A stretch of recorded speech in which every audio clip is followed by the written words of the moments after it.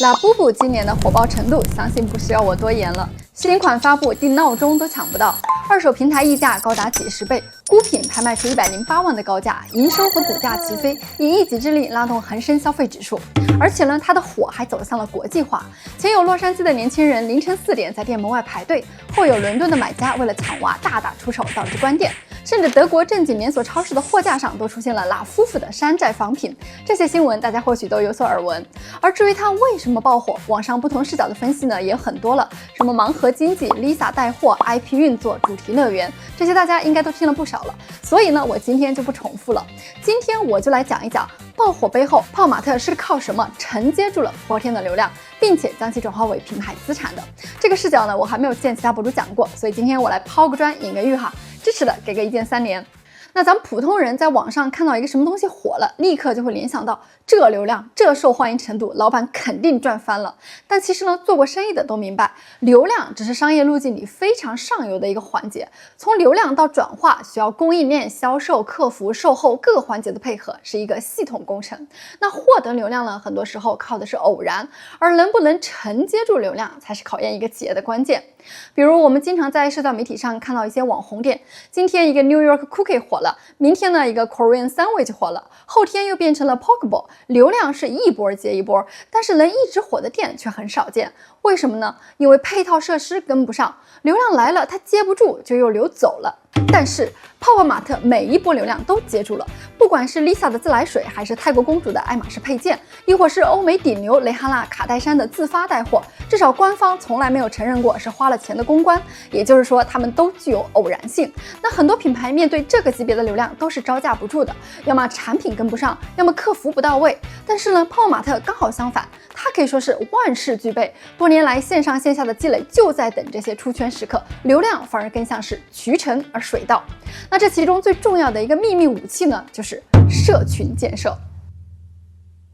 泡玛特的社群工程可以分为线上和线下2路展开。我们先来说线上，泡玛特呢线上有完整的会员积分等级任务制度，新用户注册会员就有积分礼包，消费换积分，积分攒到一定数可以升级，从普通会员到黑金卡一路升级解锁各种福利。当你达到一定的级别呢，还能参加官方任务，比如说打卡新品发布、分享测评心得等等。级别越高越有面子，这有点像游戏里的等级排行。那一旦进去了，谁还没点好胜心呢，是吧？其结果就是截止去年，光是中国大陆泡玛特就有4600万会员，奉献近93%的销售额，而且将近一半的会员会2次购买，这粘性可以说是相当夸张了。再说线下，泡玛特在全球开出了500多家门店，布置了2000多台 RoboShop 机器人售货机，这些无处不在的触点让粉丝随时随地都能抽盲盒，逛线下店打卡拍照，为玩家提供一种仪式感。资深玩家到了店里就好像回到家一样。而每年呢，泡玛特还会举办大型的展会 Pop Toy Show， 在北京、新加坡等地同期举办，数万人涌来猎奇限量款和同好交流心得。2023年，他们更进一步，在北京开了自己的主题乐园 Popland，4万平米的潮玩乐园，给粉丝打造了一个沉浸式的圣地。那无论是线上的会员还是线下的集会，泡玛特用一个接一个的仪式将客户深度绑定，玩家不再是孤独的买，而是融入了一个有共同品味和喜好的人组成的有秩序、有温度的社区。在这个社区里，无论男女老少、贫富贵贱，大家的身份都是一样的，那就是泡泡玛特玩家。而排队抢限量、参加展会、逛乐园这些集体活动，都是在强化这种身份。这种身份除了让大家积极消费、攒积分、刷级别，还会生出一种道德责任，比如粉丝会自发的维持社群的秩序，抵制盗版山寨盲盒，还会在社交媒体上给新人科普玩法等等。正是这样的社群效应，让泡泡玛特从一个小众的潮玩店逐渐发酵扩散到大众玩家，甚至走向国际。当市场热度起来之后，老社群成员会有骄傲感，继续投入维持优越，而新成员呢想快速进阶也会持续的投入。可以说社群把不同层级的玩家梯队都串联起来，实现了用户从0到1，从1到100的跃迁。其实呢，纵观咱们的出海品牌，能做到在海外出圈的，基本上都抓住了社群营销这个点。除了刚刚讲到的泡泡玛特，另一个突出的案例就是今年 A 股敲钟的 Insta360。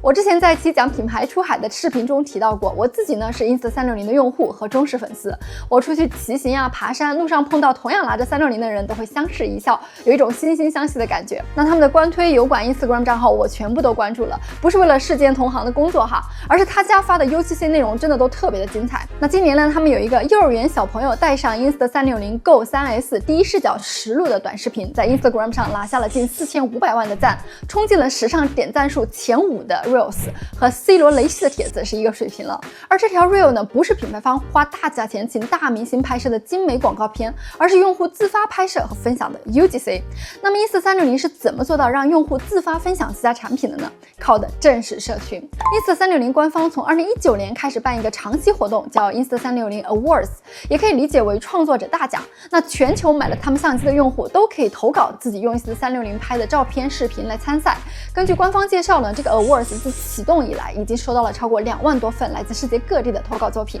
而那些直接在社媒上他们的非官方投稿，恐怕更是不计其数。那这个 Awards 呢，会不断的推出不同主题的挑战赛，比如说夏季运动、冬日的美景、户外的探险等等。每一期挑战赛呢，都会评选出精英铜奖，总奖金高达3.5万美元。比如说最近的夏日挑战是有60个获奖名额，奖金从50美元的小奖到3000美元的金奖不等。那很多创作者呢，因此超级乐意参加，每期的话题帖下面都是几百上千的投稿。除了比赛， Insta360 还运营着超级活跃的用户社群，在 Facebook 上他们有官方用户群组，其中有一个 Insta360 X 系列群有超过20万的会员，另一个通用群也有将近10万，群里每天都有全球各地的用户分享自己的拍摄成果，交流配件使用心得，互相解答问题，整个氛围特别的正向互助。而作为管理员的官方团队呢，也会及时的点赞评论优秀的帖子，甚至邀请活跃粉丝加入他们的 beta 测试群和精英大使计划。那这种官方搭台用户唱戏的模式，充分激发了网络效应，用户越多，内容越丰富，新用户看到社区这么热闹，就越想加入，形成一种良性的循环。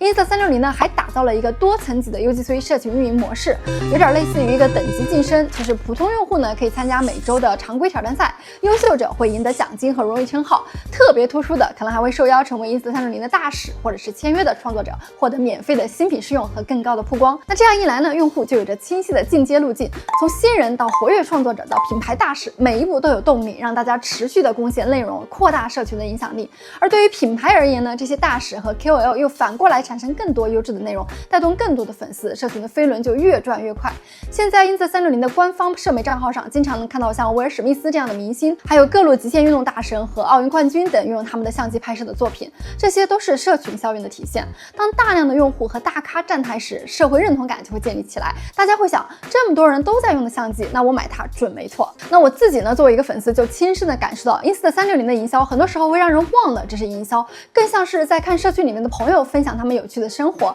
每次刷到都会会心一笑，同时呢还会在心里暗暗的学习角度和技法，为自己的拍摄提供灵感。那比起品牌的自说自话，这种UGC的说服力和感染力很显然是高太多了，而这一切都是建立在社群运营的基础上的。品牌主动给予用户舞台和奖励，用户呢则自发的产生精彩内容，吸引更多的人加入这个循环。那其实呢，近年来出圈的欧美本土品牌，大多数也是走的一个社群的路线，先圈住一个小众的人群，再借助社群的力量去扩大声量，走向大众。即使是在 B2B 的领域也是如此，我自己就亲身感受过社群的力量，并且积极的参与过很多的品牌社群，比如说 CRM 平台 HubSpot， 他们以一个小创业公司的体量挑战巨头 Salesforce 的地位，没有社群的力量是不可能做到的。我记得当年刚毕业找工作的时候，为了提升自己，在 HubSpot 的 Academy 上免费学习他们的课程，把官方提供的所有证书都拿了个遍。后来找到工作靠的就是学习当中的实践案例，而入职后呢，一用上企业版的 HubSpot， 我立刻就加入了他们的线上社区和开发者的论坛。那个社区的氛围和 Academy 一样都非常的好。我第一次发帖请教一个技术问题，几乎是刚发出去就有热心的同行写了长篇的回复，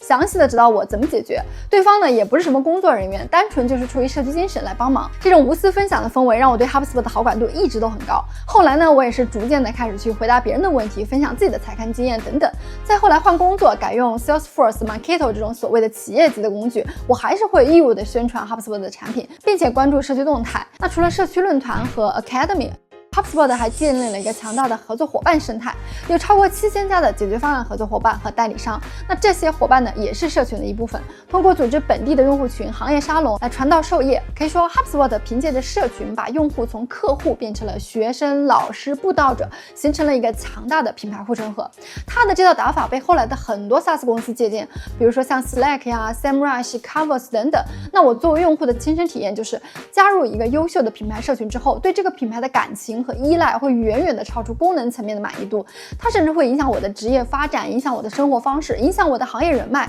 这些体验是简单卖产品给用户所无法企及的，所以社群带来的是竞争对手绝对难以复制的护城河。那看到这里呢，你可能会想，社群是挺好的，但是你讲的这些案例呢，个个家大业大，有资本有资源，我一个小创业者哪里搞得起这么大的阵仗呢？其实呢，在行业这么多年我的观察是，社群营销可以说是起点最低的营销方法论。下面呢，就跟大家分享一个真正从零开始白手起家的社群营销品牌 Heaven Mayhem。Heaven Mayhem 呢是一家做时尚饰品的 DTC 品牌，2019年由澳洲博主 Pia Pants 创立，启动资金就只有他自己的900美元。一开始呢，就是在洛杉矶的跳蚤市场上淘了一点老的挂坠，手工做了20多条项链，在网上卖，妥妥的草根创业啊！没有网红带货，没钱砸广告，就一个素人博主开始折腾，花了3年，他把这个小副业做成了年销1000万美元的生意，而且呢，80%的销量都是来自于他自家的官网，直接卖给消费者，完全不靠大电商平台流量。公司呢也一直没有融过资，没烧钱请过大的团队。Heaven Mayhem 能崛起，很大程度上就是因为它的社群驱动力。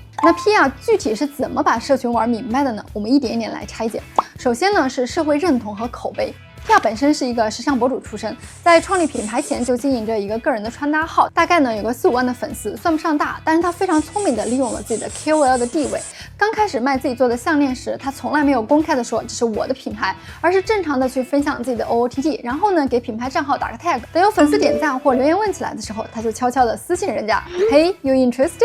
完全是一个热心客服的姿态去聊的。Pia 呢就是这样靠着一个一个的私聊，建立了最初的几十上百号的铁杆用户。接下来呢，他做的一件关键的事情就是培养粉丝的习惯和参与感。比如说呢，他会发起今日穿搭挑战这样之类的活动，让粉丝晒出受他启发的造型，粉丝参与进来就等于每天完成一个小任务。渐渐的呢，这个社群就形成了一种惯性，大家每天呢等着看 Pia 的 OOTD， 看完之后呢，有的时候自己也 po 一张来回应，这其实呢就已经是在为购买做一个心理铺垫了。粉丝天天眼馋博主戴的新的耳环项链，互动久了，对品牌的好感度和向往值呢就蹭蹭的涨。当他们的经济允许，或者说品牌一上架，购买就水到渠成，因为这和他们此前的行为是高度一致。你每天都在关注它、讨论它，所以买它就是顺理成章的下一步。可以说 Pia 用内容把它的 followers 逐渐的转变成了 customers， 又把 customers 继续转化成了 community members。因为买了这些之后，这些人会更加积极的晒图互动，带来新的潜在客户，如此形成良性循环。Pia 呢还非常善于经营用户关系，凡是客户晒出佩戴他的产品的美照，他都会在品牌账号转发致谢，有的时候呢还会附上自己的评论，夸对方搭配的好看。那这种官方宠粉行为呢，也极大的满足了用户的虚荣心和被认可的感觉，自然就有越来越多的粉丝愿意自发的秀图。当用户看到别人晒 Heaven Mayhem 的视频获得点赞和关注的时候，也会跟风的去晒。那于是呢，社交媒体上就形成了一股风潮，品牌本身几乎没有投广告，全靠用户的 UGC 就在目标客群当中刷出了存在感，社群本身就成了品牌的增长引擎。和泡玛特一样，这样的铺垫就是为了有朝一日流量爆发来做准备的。Heaven Mayhem 爆发的点是 Hailey Bieber。Pia 非常幸运的在洛杉矶的一次活动上遇到了 Hailey Bieber 和他的朋友们，就赶紧毛遂自荐送上了产品。 And also in August is when Hailey Bieber wore the mini knot gold and she posted them on her Instagram, so that was great. 没多久，Hailey真的在街拍当中戴了 Heaven Mayhem 标志性的 knot earrings， 也就是那个打结耳钉。虽然他当时没有在社媒上 tag 这个品牌，但是狗仔照片一出，时尚媒体火速扒出来源，疯狂报道 Hailey 又戴了某个新兴品牌的耳环。那段时间，几乎主流媒体杂志都提到了 Heaven Mayhem 这个名字，这一下呢，品牌的知名度冲破了圈层，进入了早期的大众视野。紧接着 Selfridges 这样的高端百货也主动找到了 Pia 要引进他的产品，甚至还给他举办了线下的快闪店。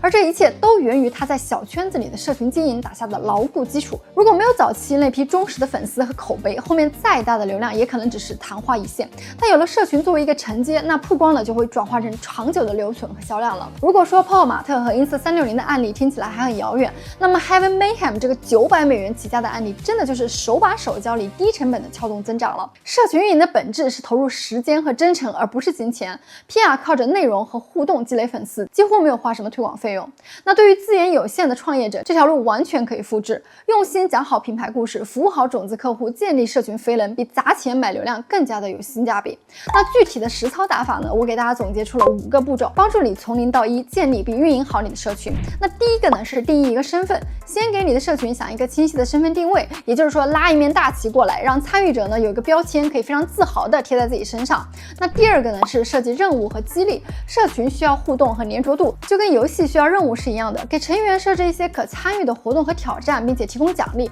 这一步呢就能把普通的路人变成活跃用户。那第三个呢是建立内容供给链，社群要长盛不衰，离不开源源不断的内容。那这个内容不可能全部都靠官方自己来生产，所以你一定要打造一个官方到 KOL 到 UGC 的3层供给链，形成一个官方抛砖、核心用户隐喻、大众用户狂欢这样一个局面。那内容生态一旦活跃起来了，社群就有血有肉，新人进来之后看到丰富的内容，也就更愿意留下，并且呢积极的参与。第四，一定要打通线上和线下，不要把社群局限在线上，再好的线上互动也比不上线下见面更有情感上的冲击力。所以呢，尽可能的创造一些线下的触点和活动，让社群成员能够面对面的交流，还能把线下的体验呢再一次转化为线上的内容。那这样呢，线上为线下导流，而线下呢为线上赋能，社群的影响也就无处不在了。第5个是构建奉献者的阶梯，社群成员他有心脑活跃度高低之分，那我们一定要有意识的去扶持和奖励那些高贡献的成员，建立一条从新人到骨干到大使的晋升阶梯。这样的奉献者分级有3个好处，第一呢是激励大家往上努力，第二呢是让社群有自洽的力量，不需要完全的依赖官方，第3个呢是让新进来的人有一个榜样，知道原来深度参与能够得到这么多的回报。那当你打造出一支由用户组成的执委会和导师团，那社群的可持续发展也就有了保障。这5步呢在前面的案例中全部都能找到对应，只是各有变体，那具体怎么玩就看大家各显神通了。所以你以后碰到什么麻烦，随时可以来找我。